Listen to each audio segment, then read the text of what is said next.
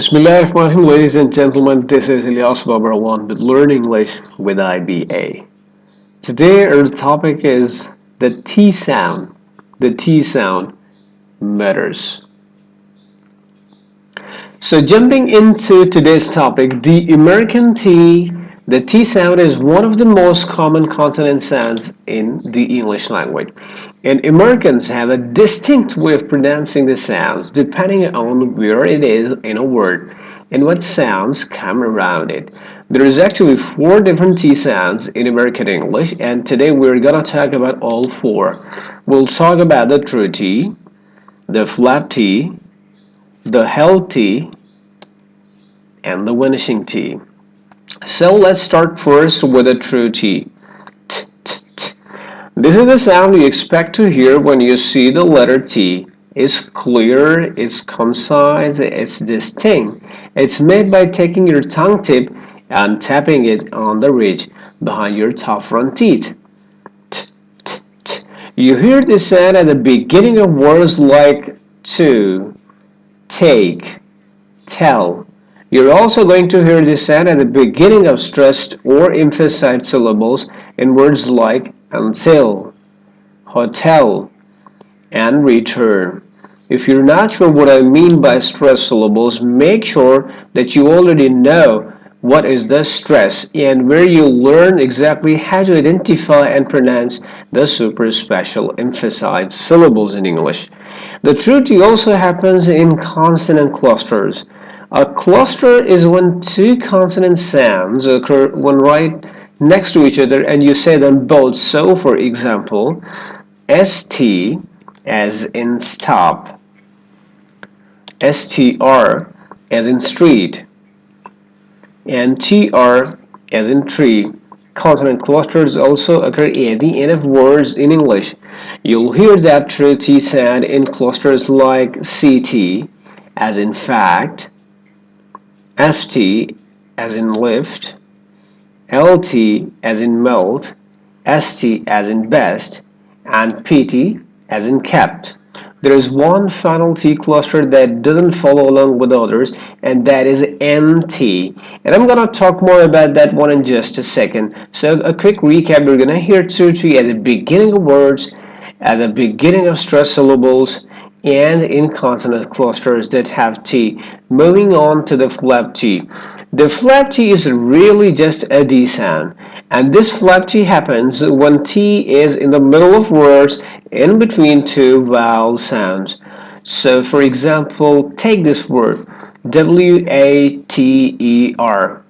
Instead of water, water, water. Do you hear that flap T in the D sound? Water. I need to drink a water. C-I-T-Y. Instead of a city, city, city.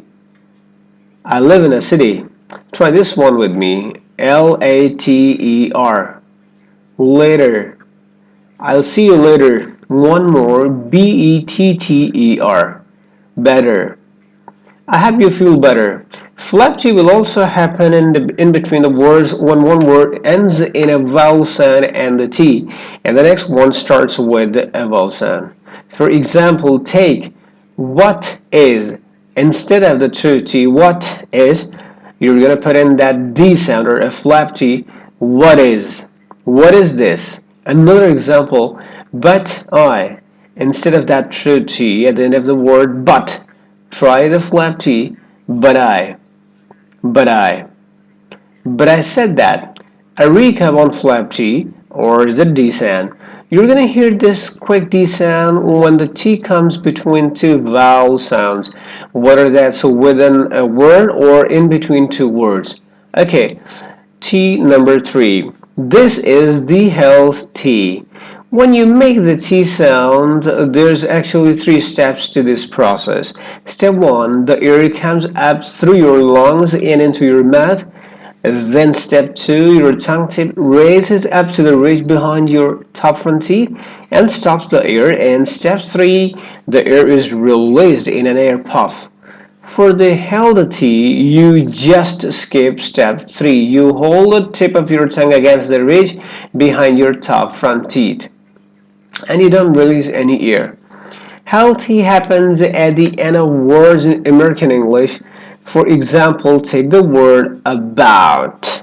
Instead of that true T, at the end of most Americans are going to hold that T about. My tongue tip goes to the ridge behind my teeth and just stays there. About that. The tongue tip stays up for the T and goes straight into the TH sound. The tongue tip goes onto the front teeth for the TH sound.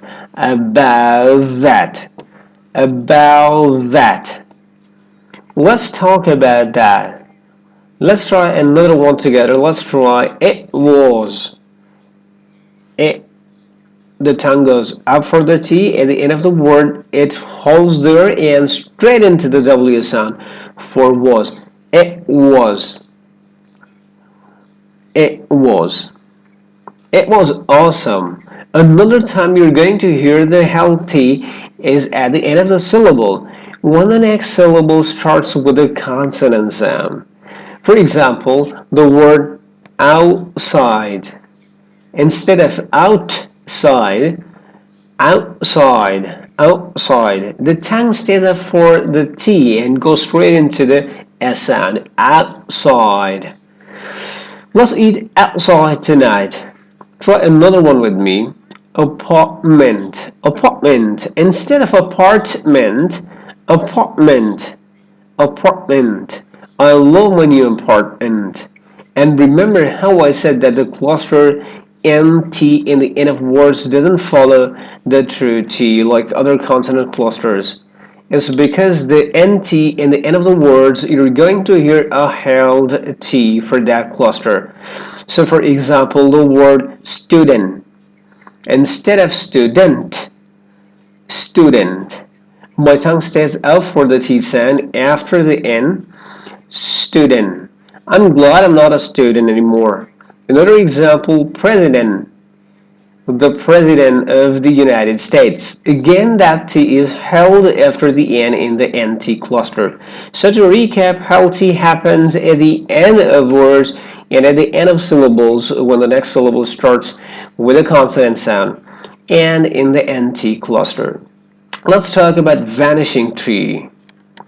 Sometimes in American English that T just disappears completely. It happens when the T comes after the or sound in an unstressed syllables. Vanishing T after the N sound in words like internet. So instead of internet, you'll hear a native speaker say internet. Do you have an internet access? Printer. Instead of that true T, printer, you'll hear a lot of native speakers say printer. Can I use your printer? Recap on vanishing T. A lot of times that T just drops out with native speakers after the sound or sound in an unstressed syllables. The reason for this is because that N and sound and T both made average behind your top front teeth.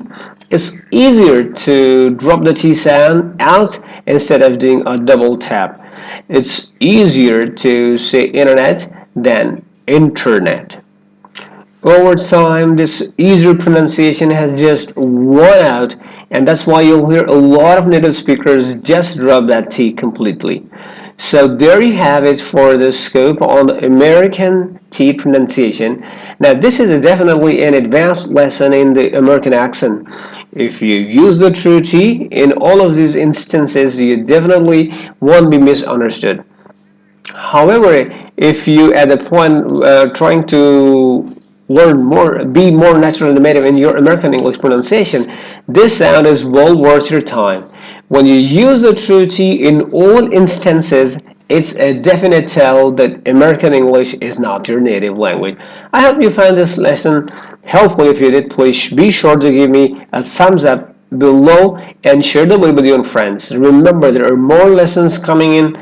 Learn English with IBA. and you're not going to miss these. So be sure to subscribe and click the bell button so that you get notification if the new lesson is published. Thank you so much for tuning in, and I'll see you next time. Khuda Hafiz.